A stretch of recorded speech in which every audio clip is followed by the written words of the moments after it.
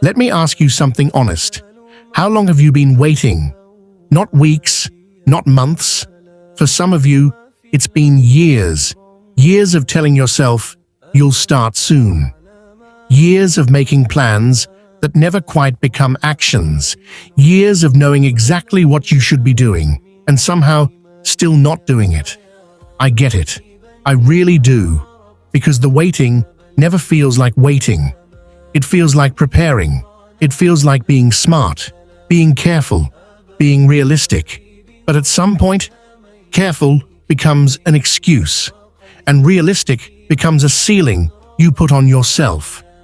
Here's something nobody really wants to say out loud.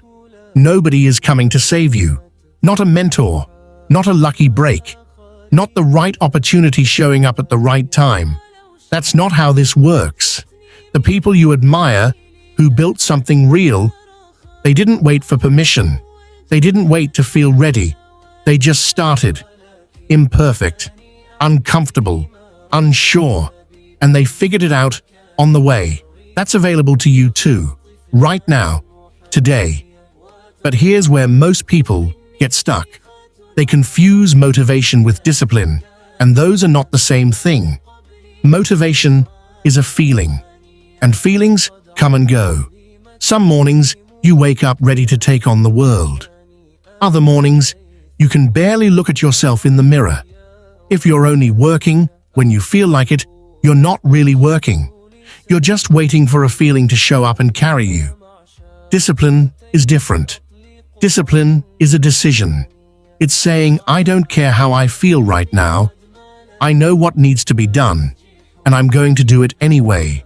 That's the version of you that actually gets somewhere. And I want to talk about comfort for a second, because I think it's the thing that quietly destroys more potential than anything else. Comfort doesn't feel dangerous. That's the problem.